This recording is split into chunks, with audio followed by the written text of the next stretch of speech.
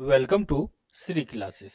आज हम लोग सेट नंबर 6 से समान अध्ययन कंप्यूटर और करेंट अफेयर्स के प्रश्नों को विस्तार पूर्वक डिस्कस करेंगे। तो आप लोग वीडियो को लाइक शेयर और सब्सक्राइब करें। स्टार्ट करते हैं हम लोग सेट नंबर 6। तो सेट नंबर 6 में यहाँ से स्टार्ट होता है जनरल नॉलेज और करेंट अफेयर्स के प्रश्न को।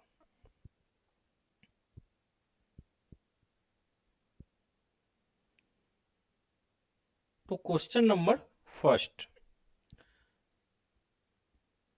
सूर्य के प्रकाश की लाल और हरे रंग की तरंगदैर्घ्य के अलावा महासागरों में जल के अणुओं द्वारा सूर्य के प्रकाश की अन्य कौन सी रंग की तरंगदैर्घ्य अवशोषित की जाती है? ऑप्शन ए पीला, ऑप्शन बी नीला, ऑप्शन सी नारंगी और ऑप्शन डी बैंगनी। तो यहाँ पे हो जाएगा ऑप्शन ए पीला। ठीक है, अब यहां से कुछ हम लोग इंपोर्टेंट पॉइंट को जानते हैं। तो सबसे पहले इस बात को जानते हैं, जिस रंग का तरंगदैर्घ्य अधिक होगा उसका जो है परिकिरणन क्या होगा? कम होगा। तरंगदैर्घ्य अधिक होगा उसका परिकिरणन कम होगा। ठीक है, पहला पॉइंट। दूसरा बात जानते हैं कि सबसे कम तरंगदैर्घ्य जो होता है वो होता है बैंगनी कलर का। सबसे कम तरंगदैर्घ्य होता है बैंगनी कलर का, और सर्वाधिक जो तरंगदैर्घ्य होता है वो होता है लाल कलर का। सबसे अधिक तरंगदैर्घ्य लाल कलर का होता है। ठीक है, इसलिए हम लोग क्या देखते हैं कि सिग्नल में लाल कलर का प्रयोग किया जाता है, क्योंकि इसका तरंगदैर्घ्य क्या होता है? सबसे अधिक होता है, दूर से ही नजर आता है। एक चीज और यहाँ पर हम लोग जानते हैं कि प्रकाश की तरंगदैर्घ्य को किससे मापा जाता है? तो प्रकाश का तरंगदैर्घ्य को मापा जाता है एंगस्ट्रम से।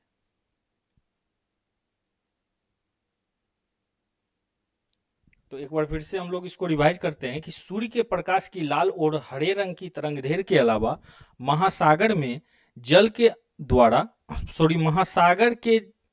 महासागर में जल के अणु द्वारा सूर्य के प्रकाश की अन्य कौन सी तरंगदैर्घ्य अवशोषित की जाती है? तो वो कलर कौन सा है? तो पीला कलर का होता है। अब यहां से कुछ और भी क्वेश्चन जानते हैं। जिस रंग का तरंगदैर्घ्य अधिक होगा उसका परिकिरणन क्या होगा? तो कम होगा। ठीक है, दूसरा क्या है पॉइंट? दूसरा पॉइंट है कि बैंगनी कलर का तरंगदैर्घ्य क्या होता है? सबसे कम होता है। उसी जगह पर लाल कलर का तरंगदैर्घ्य सर्वाधिक होता है। ठीक है, और एक और पॉइंट कि प्रकाश के तरंगदैर्घ्य को किससे मापा जाता है? तो उसको मापा जाता है एंगस्ट्रम के द्वारा। ठीक है, एंगस्ट्रम से मापा जाता है। देखते हैं हम लोग नेक्स्ट प्रश्न को। Angstrom clear. नेक्स्ट देखते हैं हम लोग, निम्नलिखित में से कौन एक स्वपोषी ऑटोट्रॉफ है? ऑप्शन ए पशु, ऑप्शन बी मानव, ऑप्शन सी पौधा और ऑप्शन डी कवक। तो यहां पे हो जाएगा ऑप्शन सी पौधा। ठीक है, पौधा क्या है? तो यह एक स्वपोषी है। इसमें अब देखिए, पहले स्वपोषी को समझ जाइए कि स्वपोषी है क्या। तो ऐसा जीव जो अपना भोजन स्वयं बना सकता है उसको हम लोग क्या कह सकते हैं? स्वपोषी कहा जाता है। ठीक है, तो उसके श्रेणी में कौन आता है? तो पौधा आता है। और जैविक घटक को 3 भागों में विभाजित किया गया है। कौन कौन भाग है ये? तो एक है उत्पादक, दूसरा है उपभोक्ता और तीसरा है अपघटक। 3 भाग कौन कौन है? उत्पादन, उपभोक्ता और अपघटक। ठीक है, कभी कभी यह भी क्वेश्चन पूछता है कि परिस्थितिकी विज्ञान का केंद्र कहां पे है? तो परिस्थितिकी विज्ञान का केंद्र कहां पे है? तो बेंगलुरु में है। ठीक है, नेक्स्ट देखते हैं हम लोग, जब चींटी काटती है तो यह त्वचा में एक अम्लीय तरक फॉर्मिक अम्ल, जिसको फॉर्मिक एसिड बोला जाता है, प्रविष्ट कर देती है। इसे बेअसर करने के लिए त्वचा पर निम्नलिखित में से क्या लगाया जाना चाहिए? ऑप्शन ए टमाटर का गूदा, ऑप्शन बी नींबू का रस, ऑप्शन सी ब्लीचिंग पाउडर और ऑप्शन डी नम बेकिंग सोडा। तो यहाँ पे हो जाएगा ऑप्शन डी। हम लोग पिछले जो अभी से 2 या 3 नंबर का जो सेट था उसमें हम लोग इसको डिस्कस किए थे, तो फिर से एक बार हम लोग इसको करते हैं। अब देखिए, चींटी जब काटती है तो कौन सा एसिड काटने पे छोड़ती है? वो फॉर्मिक एसिड को छोड़ती है। और इसको बेस असर करने के लिए क्या करना चाहिए? तो नम बेकिंग सोडा का प्रयोग किया जाता है। ठीक है। अब देखिए, चूंकि यहां पर और भी कुछ जान जाइए कि एसिटिक अम्ल पाया जाता है सिरका में, यह सब पूछा जाता है। सैट्रिक एसिड पाया जाता है नींबू में,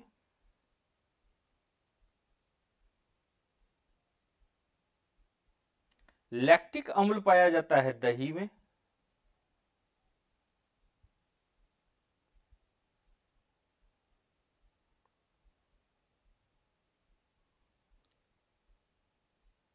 और टाइटरिक अम्ल जो होता है वो पाया जाता है अंगूर में, इमली या अंगूर में। ठीक है।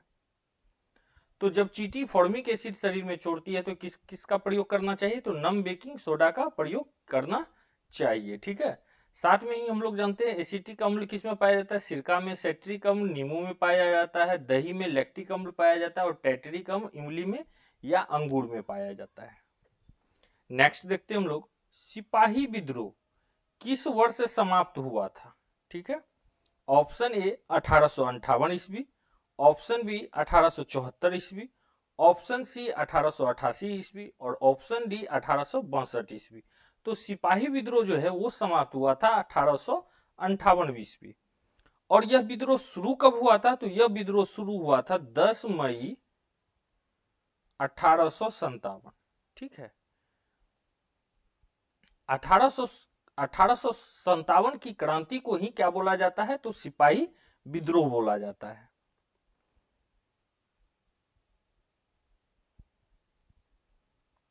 और समाप्त कब हुआ था? 1858 ईस्वी में। साथ में इससे 1857 से कुछ और भी ऐसा क्वेश्चन है जो कि बार बार एग्जाम में पूछा जाता है। जैसे पूछा जाता है कि दिल्ली से जो है नेतृत्वकर्ता कौन थे, फतेहपुर से कौन थे, बरेली से कौन थे, या कुंवर सिंह कहां से नेतृत्व कर रहे थे? तो ये देखिए, दिल्ली से जो थे वो कौन नेतृत्व कर रहे थे? बहादुर शाह जफर।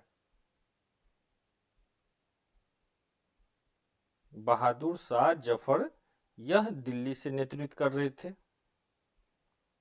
उसी तरह जो है अजीमुल्ला जो है यह नेतृत्व कर रहे थे फतेहपुर से। फिर देखते हैं खान बहादुर खां जो है यह बरेली से नेतृत्व कर रहे थे। खान बहादुर खां। और भी है, जैसे कि जगदीशपुर से कुंवर सिंह नेतृत्व कर रहे थे और लखनऊ से बेगम हजरत महल। ये तो पूछा भी गया था कि बेगम हजरत महल कहां से नेतृत्व कर रही थी? तो यह कर रही थी लखनऊ से। नेक्स्ट देखते हैं हम लोग, तराइन की पहली लड़ाई वर्ष डैश में लड़ी गई थी? ऑप्शन ए 1204 ईस्वी, ऑप्शन बी 1213 ईस्वी, ऑप्शन सी 1157 ईस्वी और ऑप्शन डी 1191 ईस्वी। तो यहां पे हो जाएगा ऑप्शन डी 1191 ईस्वी। तराइन का जो पहला लड़ाई था वो मोहम्मद गोरी और पृथ्वीराज चौहान तृतीय के बीच में हुआ था, जिसमें पृथ्वीराज चौहान विजय हुआ। ठीक है। तराइन का पहली लड़ाई कब हुई थी? 1191 में। किसके बीच में हुआ? तो मोहम्मद गोरी और पृथ्वीराज तृतीय के बीच में। पृथ्वीराज तृतीय के बीच में, जिसमें विजय रहा कौन? पृथ्वीराज तृतीय। यह था तराइन का पहला लड़ाई। और तराइन का जो दूसरा लड़ाई है यह हुआ था 1192 ईस्वी में। इसमें भी मोहम्मद गोरी और पृथ्वीराज चौहान तृतीय के बीच में युद्ध हुआ था और इसमें जो है मोहम्मद गोरी की विजय हुई। और इसी विजय के उपरांत दिल्ली अजमेर क्षेत्र में गौड़ साम्राज्य का स्थापना हुआ था। ठीक है, यह जो विजय हुआ मोहम्मद गोरी का, तो यहीं से गौड़ साम्राज्य का स्थापना हुआ था भारत में। और मोहम्मद गोरी का जो मृत्यु है यह हो गया था 1206 ईस्वी में। 1206 ईस्वी में इसका मृत्यु हुआ था। तो आई होप आप लोग को ये पॉइंट क्लियर हो गया होगा कि तराइन का पहला लड़ाई हुआ था 1191 ईस्वी में, द्वितीय लड़ाई हुआ था 1192 ईस्वी में, जिसमें मोहम्मद गोरी विजय रही। प्रथम वार में वो हार चुकी थी। और यहीं से जो है भारत में क्या होता है, तो गौड़ वंश का नींव पड़ता है। साथ में 1206 ईस्वी में मोहम्मद गोरी की मृत्यु हो गई थी। नेक्स्ट देखते हैं हम लोग जनपद गीते, जिसमें बांसवन्ना के वचन शामिल हैं, डैश राज्य से संबंधित है। Option A Kerala, option B Karnataka, option C Odisha और ऑप्शन डी पश्चिम बंगाल। तो यहां पे हो जाएगा ऑप्शन बी कर्नाटक। तो जनपद गीते जिसमें बांसवन्ना के वचन शामिल है, कर्नाटक राज्य से संबंधित है। ठीक है, और ये जो थे लिंगायत संप्रदाय या शैव धर्म का एक संप्रदाय है। ठीक है,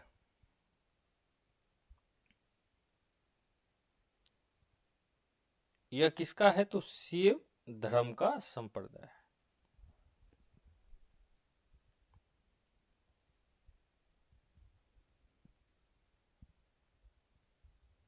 और इस संप्रदाय में सबसे जो महत्वपूर्ण संत हुए, मतलब बोला जाए सबसे जो प्रसिद्ध संत हुए, वह थे बासव या बसेश्वर।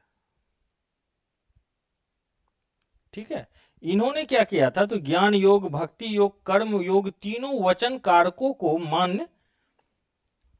मान्य है, लेकिन भक्ति पर सबसे अधिक जोर दिया गया था। और सबसे प्राचीनतम शैव संप्रदाय कौन है, तो पशुपति संप्रदाय है।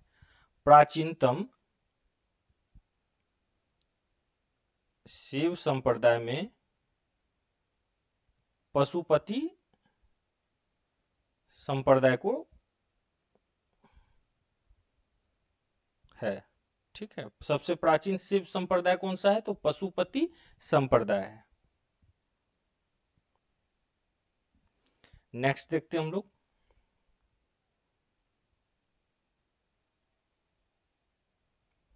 भारत इलेक्ट्रॉनिक्स लिमिटेड का मुख्यालय कहां पर स्थित है। Option A New Delhi, option B Bengaluru, option C Chennai और ऑप्शन डी मुंबई।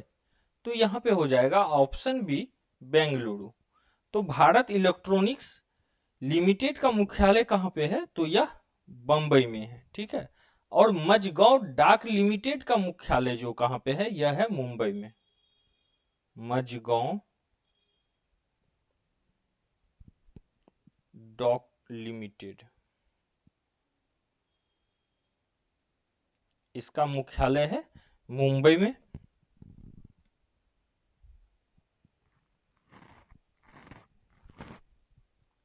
नेक्स्ट देखते हैं हम लोग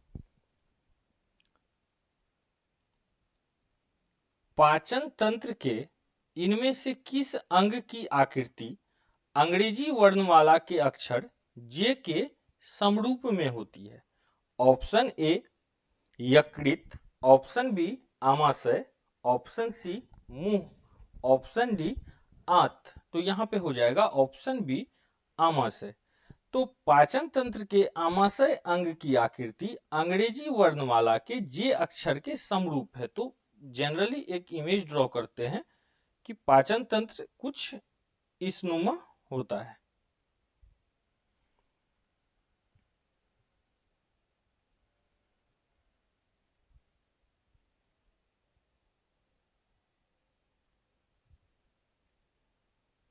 ठीक है, तो यह अंग्रेजी के जे अक्षर के समान में है। नेक्स्ट देखते हैं हम लोग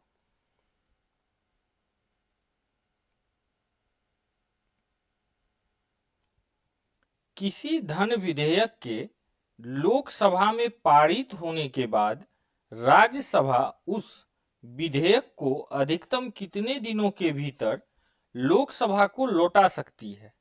option A 14, option B 12, option C 28 और ऑप्शन डी 22। तो यहाँ पे हो जाएगा ऑप्शन ए 14। यह क्वेश्चन तो बार बार भी प्रैक्टिस सेट या किसी में रहता ही है, तो ये तो सब क्लियर आराम से कर लीजिएगा। फिर भी इसको भी हम लोग डिस्कशन में करते हैं। किसी धन विधेयक के लोकसभा में पारित होने के बाद राज्यसभा उस विधेयक को अधिकतम 14 दिन के भीतर लोकसभा को लौटा सकती है। और यहां से एक चीज और भी जान जाइए कि कभी कभी पूछता है कि धन विधेयक सर्वप्रथम कहां पे लाया जाता है, तो धन विधेयक जो है सर्वप्रथम लोकसभा में लाया जाता है। कहां पे लाया जाता है? तो लोकसभा में। राज्यसभा धन विधेयक को अस्वीकृत नहीं कर सकती है। ठीक है, धन विधेयक को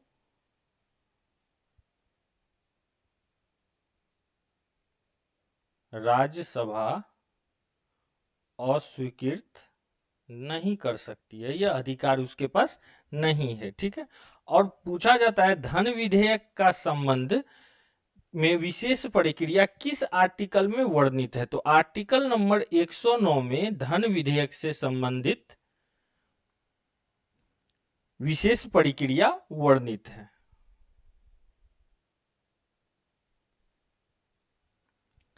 ठीक है, नेक्स्ट देखते हैं हम लोग। भूटान की सीमा इनमें से किस भारतीय राज्य से जुड़ी नहीं है? Option A Assam, option B Sikkim, option C Paschim Bangal और ऑप्शन डी ओडिशा। तो यहां पे हो जाएगा ऑप्शन डी ओडिशा। ठीक है, तो भूटान से भारत की कौन कौन सी सीमा लगती है, पहले उसको जान लेते हैं हम लोग। तो कौन कौन सी सीमा लगती है? सिक्किम, असम, पश्चिम बंगाल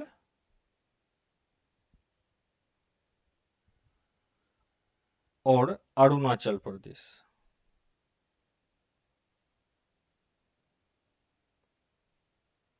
यह चार राज्य की सीमा किससे लगती है? तो भूटान से लगती है।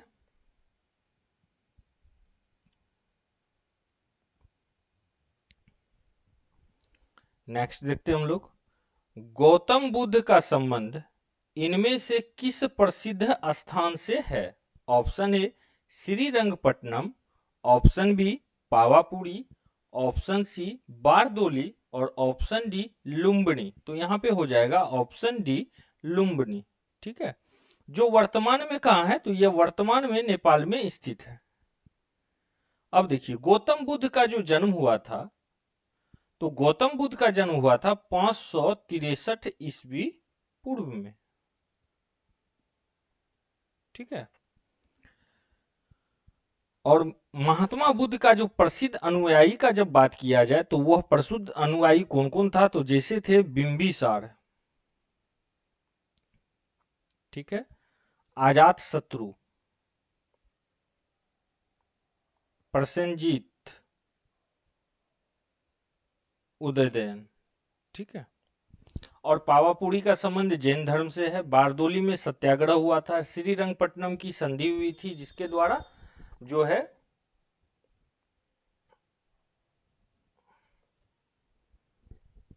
ठीक है, श्रीरंगपट्टनम की संधि हुई थी। कहां पे? तो यह हुआ था सॉरी टीपू सुल्तान से संबंधित है यह, वहां पर संधि हुई थी। बारदोली सत्याग्रह हुआ था जिसमें सरदार पटेल नेतृत्व किए थे। पावापुरी जैन धर्म से संबंधित है। लुम्बिनी जो है भगवान गौतम बुद्ध का जन्म स्थल 500 सॉरी लुम्बिनी जो है जो गौतम बुद्ध से संबंधित है, जो वर्तमान में कहाँ पे है? तो नेपाल में है। गौतम बुद्ध का जो जन्म हुआ था वो हुआ था 563 ईस्वी पूर्व। और गौतम बुद्ध के जो अनुयायी राजा थे वो थे बिंबिसार, अजात शत्रु, प्रसेनजीत और उदयदयन। क्लियर? नेक्स्ट देखते हैं हम लोग। क्वी चोटे नामक पुस्तक के लेखक कौन है? ऑप्शन ए Vikram Seth, option B Kiran Desai, option C Margaret एडवुड और ऑप्शन डी सलमान रुश्दी।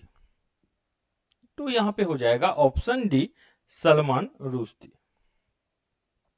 ठीक है, अब थोड़ा हम लोग जान लेते हैं इन लोगों का भी कौन सा किनका कौन पुस्तक लिखा गया है। जैसे कि पहले में है विक्रम सेठ, तो विक्रम सेठ लिखे हैं रॉयट एंड मिश्री मंडी,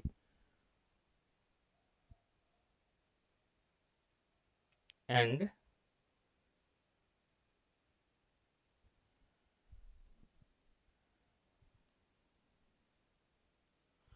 किरण देसाई के द्वारा लिखा गया है in the inheritance of loss.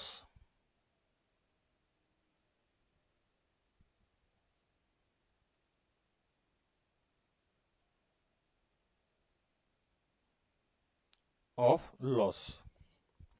उसी तरह है सलमान रुश्दी, तो सलमान रुश्दी का पुस्तक का नाम क्या है, तो क्विचोटे। इनके अलावा भी इनका बहुत सारा पुस्तक है, तो जब भी पुस्तक से रिलेटिव क्वेश्चन आएगा तो उसमें आपको दो चार गो करके सॉल्व करा दिया जाएगा। नेक्स्ट देखते हैं हम लोग, निम्नलिखित में से कौन सी नदी यमुना नदी की एक सहायक नदी है। Option A Son, option B Ghaghara, option C Gandak और ऑप्शन डी चंबल। तो यहाँ पे हो जाएगा ऑप्शन डी चंबल। चंबल नदी जो है यमुना नदी की एक सहायक नदी है।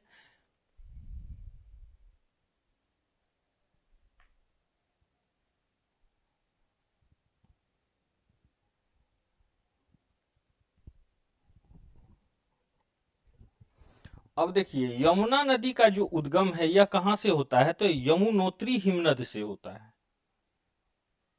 सॉरी, यमुनोत्री हिमनद से होता है, जो हिमालय के बंदरपूछ श्रेणी की पश्चिमी ढाल की 6316 मीटर की ऊंचाई पर स्थित है। कहां पर स्थित है, तो बंदरपूछ श्रेणी का पश्चिमी ढाल 6316 मीटर की ऊंचाई पर स्थित है, वहां से यमुना बहती है, जिसकी सहायक नदी कौन सी है, तो चंबल जिसकी सहायक नदी है।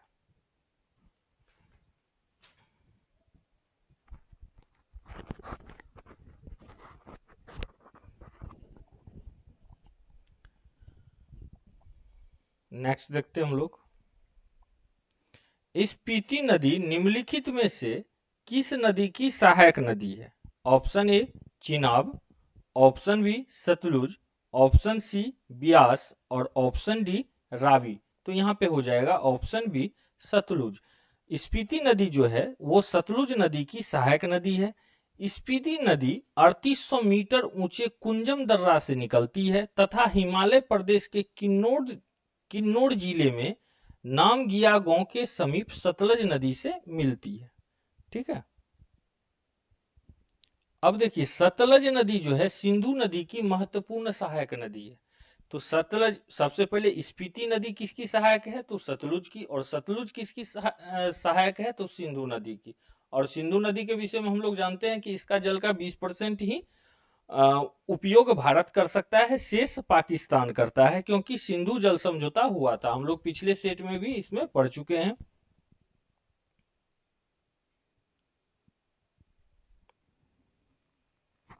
नेक्स्ट देखते हैं हम लोग, न्यायालय में प्रयोग होने वाले कन्वर्सन शब्द का अर्थ है। ऑप्शन ए किसी दूसरे के सामान अथवा निजी संपत्ति पर गलत ढंग से स्वामित्व प्राप्त करना। ऑप्शन बी किसी व्यक्ति पर लगे आरोप को बदल देना। ऑप्शन सी न्यायालय में समक्ष साक्ष्य को नए रूप से प्रस्तुत करना। और ऑप्शन डी न्यायालय द्वारा अपने निर्णय को बदल देना।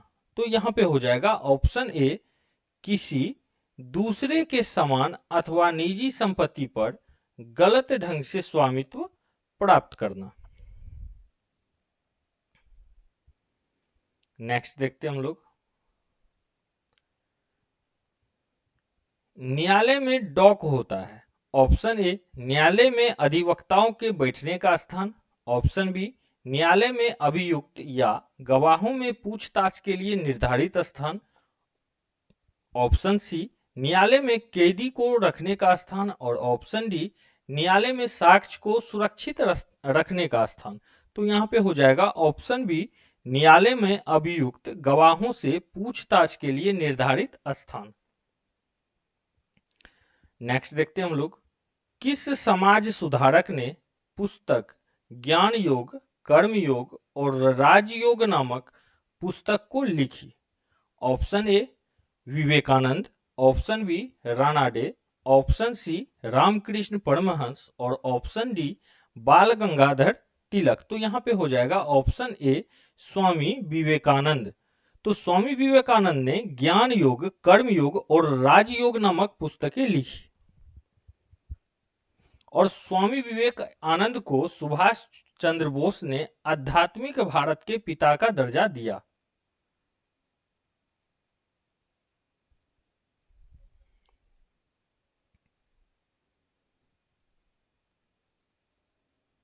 ये कौन दिए थे? तो सुभाष चंद्र बोस दिए थे।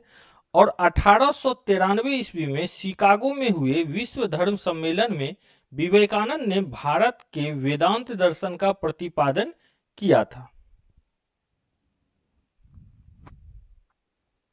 नेक्स्ट देखते हैं हम लोग, मस्तिष्क तथा मेरु रज्जि पर चढ़ी झिल्ली को क्या कहते हैं?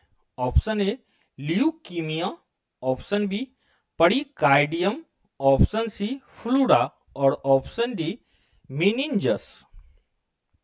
तो यहां पे हो जाएगा ऑप्शन डी मेनिनजस बोला जाता है।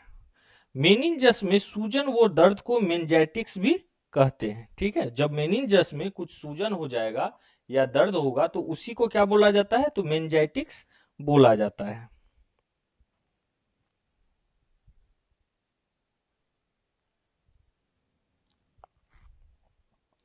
नेक्स्ट देखते हैं हम लोग, 2027 के फुटबॉल एशियाई कप की मेजबानी कौन सा देश करेगा? Option A Bharat, option B Bahrain, option C Saudi अरब और ऑप्शन डी कतर। तो यहां पे हो जाएगा ऑप्शन सी सऊदी अरब। ठीक है, साथ ही एक चीज और ध्यान में रखना है यहां से कि एएफसी फुटबॉल, एशियाई फुटबॉल जो होता है 2023 में जो होगा वो कहां पे होगा? तो वो होगा कतर में। ठीक है, और 2027 का फुटबॉल एशियाई कप का मेजबानी कौन सा देश करेगा? सऊदी अरब। नेक्स्ट देखते हैं हम लोग, इंदिरा गांधी शांति निरस्त्रीकरण और विकास पुरस्कार 2022 किन संस्थाओं को मिला है? Option A AIIMS, option B IMA, option C TNOI और ऑप्शन डी बी एवं सी दोनों। तो यहां पे हो जाएगा ऑप्शन डी बी एवं सी दोनों को मिला है। किसको किसको? तो टीएनओआई और आईएमए दोनों को यह पुरस्कार दिया गया है। और यह पुरस्कार जो है 1896 में इंदिरा गांधी मेमोरियल ट्रस्ट द्वारा शुरू किया गया था। कब से यह पुरस्कार शुरू किया गया है? तो 1896 ईस्वी से स्टार्ट किया गया, सॉरी 1996 से, एक बार बार मिस्टेक हो रहा है, यह जो पुरस्कार है यह पुरस्कार स्टार्ट हुआ है 1986 ईस्वी से। और कौन दे रहा है? तो इंदिरा गांधी मेमोरियल ट्रस्ट, इसके द्वारा दिया जाता है। ठीक है, नेक्स्ट इसी के साथ हम लोग जो है समान अध्ययन और कंप्यूटर के जो प्रश्न थे उसको डिस्कस किए। अब हम लोग देखते हैं कंप्यूटर का।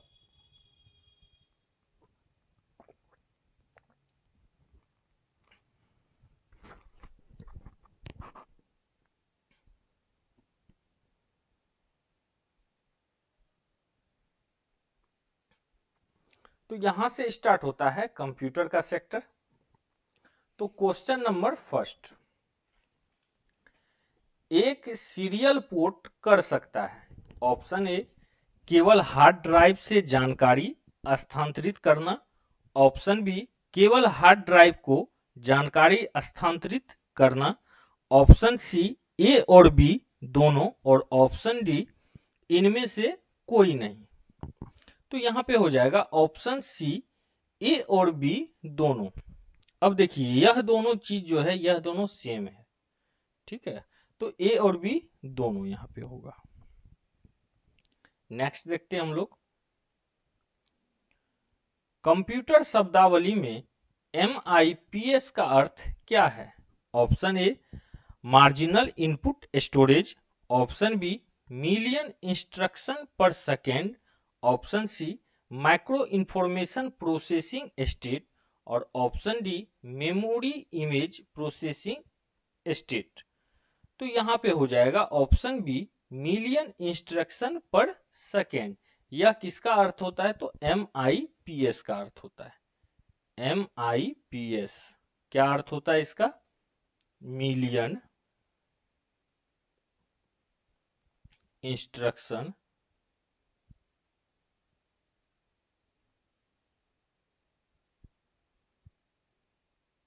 पर सेकेंड। ठीक है, नेक्स्ट देखते हैं हम लोग, जब कंप्यूटर स्विच ऑन किया जाता है तथा ऑपरेटिंग सिस्टम हार्ड डिस्क से मेन मेमोरी में लोड होता है तो उस प्रक्रिया को क्या कहते हैं? Option A booting, option B fetching, option C processing और ऑप्शन डी मल्टी प्रोसेसिंग। तो यहां पे हो जाएगा ऑप्शन ए बूटिंग। जब कंप्यूटर स्विच ऑन किया जाता है तथा ऑपरेटिंग सिस्टम हार्ड डिस्क से मेन मेमोरी में लोड होता है तो उस प्रक्रिया को बूटिंग किया जाता है।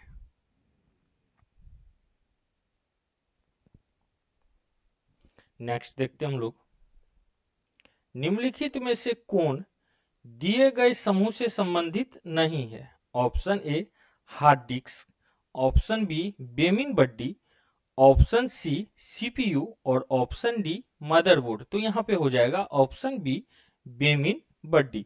यह तीनों जो है, यह तीनों का संबंध हार्ड डिस्क से है, हार्ड डिस्क रहे, CPU रहे या मदरबोर्ड का, जबकि बेमन बड्डी का जो संबंध है यह हार्ड डिस्क से संबंधित नहीं है, हार्डवेयर से यह संबंधित नहीं है, शेष सभी हार्डवेयर से संबंधित है।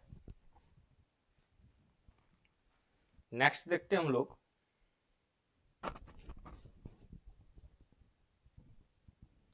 किसी कंप्यूटर का ऑपरेटिंग सिस्टम प्रयोक्ता और निम्नलिखित में से किस के बीच सॉफ्टवेयर इंटरफेस के रूप में कार्य करता है? Option A hardware, option B peripheral, option C memory और ऑप्शन डी स्क्रीन। तो यहाँ पे हो जाएगा ऑप्शन ए हार्डवेयर।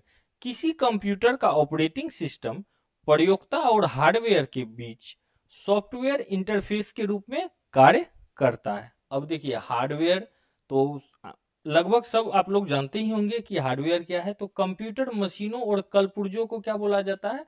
हार्डवेयर बोला जाता है। ठीक है, और प्रमुख हार्डवेयर कौन कौन है? तो सिस्टम यूनिट है, मॉनिटर है, इनपुट डिवाइस है, आउटपुट डिवाइस है। तो ये सभी क्या है? तो हार्ड डिस्क है। System unit, monitor, input device या आउटपुट डिवाइस सभी क्या है? तो ये हार्डवेयर है। नेक्स्ट देखते हैं, एक पर्सनल कंप्यूटर पीसी को पुनः आरंभ कोल्ड बूट करने में उपयोगी डिस्क कौन सा है? ऑप्शन ए एक setup disk, option B system disk, option C diagnostic disk और ऑप्शन डी प्रोग्राम डिस्क। तो यहाँ पे हो जाएगा option B system disk. Personal computer को पुनः चालू करने के लिए सिस्टम डिस्क उपयोगी डिस्क है। ठीक है, और सिस्टम यूनिट पर्सनल कंप्यूटर का मुख्य भाग है। सिस्टम यूनिट जो होता है वो क्या है? तो पर्सनल कंप्यूटर का मुख्य भाग है।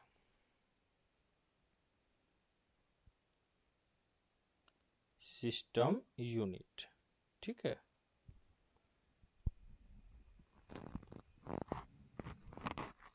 नेक्स्ट देखते हैं हम लोग, कंप्यूटर सिस्टम जिसे किसी भी भंडारण यंत्र की आवश्यकता नहीं होती है।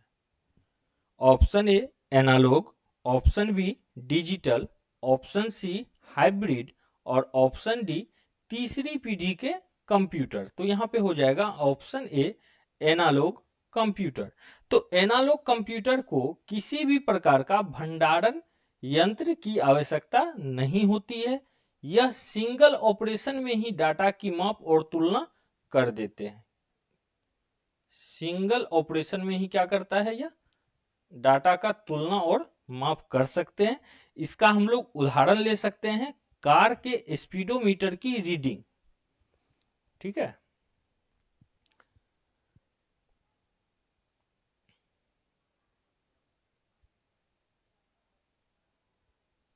की रीडिंग। नेक्स्ट देखते हैं हम लोग समेकित परिपथ मतलब अर्थात इंटीग्रेटेड सर्किट्स, इनमें से किस कंप्यूटर पीढ़ी से संबंध है? ऑप्शन ए तीसरी पीढ़ी, ऑप्शन बी पांचवी पीढ़ी, ऑप्शन सी चौथी पीढ़ी और ऑप्शन डी दूसरी पीढ़ी। तो यहाँ पे हो जाएगा ऑप्शन ए तीसरी पीढ़ी। ठीक है, अब देखिए यहाँ पर सेट में तो हम बताए ही हैं, फिर भी आपको बता रहे हैं कि प्रथम पीढ़ी में जो था, तो प्रथम पीढ़ी में किसका प्रयोग किया जाता था? तो निर्वात ट्यूब का प्रयोग किया जाता था, अर्थात वैक्यूम ट्यूब का। दूसरी पीढ़ी में जो थी वो किसका प्रयोग किया गया? तो ट्रांजिस्टर का प्रयोग किया गया, ट्रांजिस्टर का प्रयोग किया गया। तीसरी पीढ़ी में इंटीग्रेटेड सर्किट का प्रयोग किया गया। चौथी जो पीढ़ी थी, चौथी पीढ़ी में माइक्रो प्रोसेसर का प्रयोग किया गया। और पांचवी पीढ़ी जो है, इसमें ऑप्टिकल डिस्क या इलेक्ट्रॉनिक चिप का प्रयोग किया गया।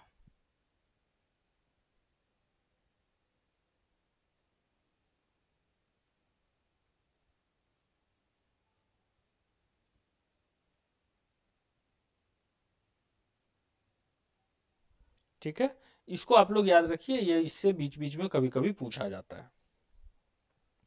नेक्स्ट देखते हैं हम लोग निम्न में से कौन सा एक आउटपुट डिवाइस नहीं है? Option A floater, option B speaker, option C printer और ऑप्शन डी स्कैनर। तो यहाँ पे हो जाएगा ऑप्शन डी स्कैनर।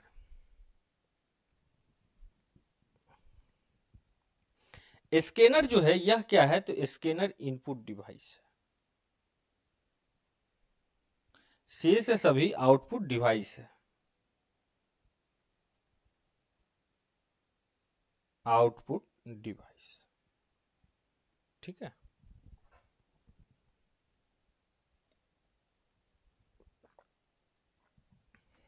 नेक्स्ट देखते हैं हम लोग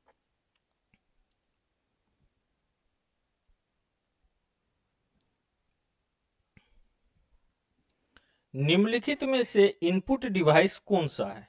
option A monitor, option B printer, option C floppy disk और ऑप्शन डी जॉयस्टिक। तो यहाँ पे हो जाएगा ऑप्शन डी जॉयस्टिक। जॉयस्टिक एक इनपुट डिवाइस है और शेष सभी आउटपुट है, आउटपुट आउटपुट। और इसका स्कैनर क्या है? तो इनपुट है, याद रखिएगा इस चीज को, आउटपुट। नेक्स्ट देखते हैं हम लोग निम्नलिखित में से कौन सा एक कंप्यूटर यूटिलिटी प्रोग्राम है? Option A disk defragmenter, option B package software, option C inventory control system और ऑप्शन डी शेयरवेयर। तो यहां पे हो जाएगा option A disk defragmenter. Disk defragmenter एक कंप्यूटर यूटिलिटी प्रोग्राम है।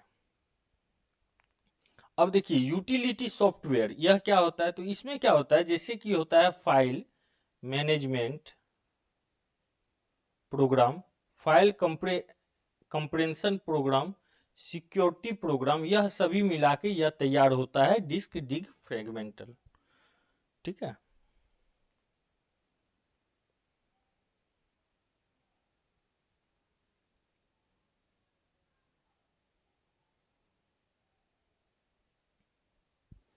Next देखते हैं हम लोग भविष्य निधि के संदर्भ में UAN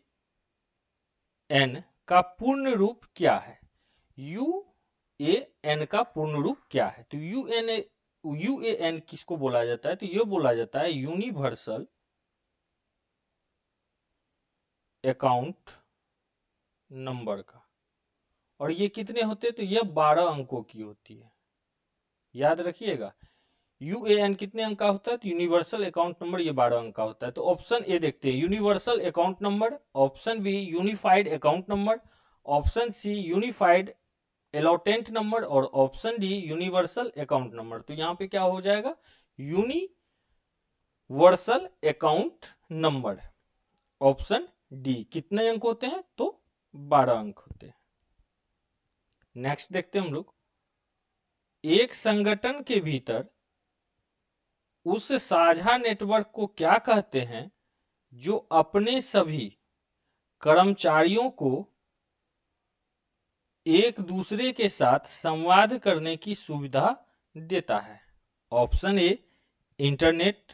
option B telnet. Option C intranet. और ऑप्शन डी एक्स्ट्रानेट। तो यहां पे हो जाएगा ऑप्शन सी एक्स्ट्रानेट। एक संगठन के भीतर उस साझा नेटवर्क को इंट्रानेट कहते हैं जो अपने सभी कर्मचारियों को एक दूसरे के साथ संवाद करने की सुविधा देता है। नेक्स्ट देखते हैं हम लोग, अल्ट प्लस टैब डैश का एक शॉर्टकट है। ऑप्शन ए खुले प्रोग्राम के बीच स्विच करने का। ऑप्शन बी वर्तमान प्रोग्राम में एडिट मेनू विकल्पों को खोलने का। ऑप्शन सी चयनित वस्तु को कट करने का। और ऑप्शन डी तो वर्तमान प्रोग्राम में फाइल मेनू विकल्पों को खोलने का। तो यहां पे हो जाएगा ऑप्शन ए खुले प्रोग्रामों के बीच स्विच करने का। ठीक है, अल्ट प्लस टैब का प्रयोग क्या किस लिए किया जाता है? तो खुले प्रोग्रामों के बीच स्विच करने का। क्लियर? नेक्स्ट देखते हैं हम लोग, माइक्रोसॉफ्ट कॉरपोरेशन की स्थापना वर्ष 1975 में डैश में हुई थी। ऑप्शन ए वेल्यू वाशिंगटन, संयुक्त राज्य America. Option C Cupertino, California, संयुक्त राज्य America. Option C Albuquerque, New Mexico, संयुक्त राज्य अमेरिका। और option C Nishishinbashi, Tokyo, Japan. तो यहाँ पे हो जाएगा option C Albuquerque, New Mexico और संयुक्त राज्य अमेरिका। ठीक है, और माइक्रोसॉफ्ट कॉरपोरेशन का जो स्थापना हुआ था यह कौन किए थे? तो यह किए थे बिल गेट्स तथा पॉल एलन। तो इसी के साथ हम लोग सेट नंबर 6 को विस्तार पूर्वक डिस्कस किए। तो आप लोग वीडियो को लाइक, शेयर और सब्सक्राइब करें। मिलते हैं एक नए सेट के साथ। धन्यवाद।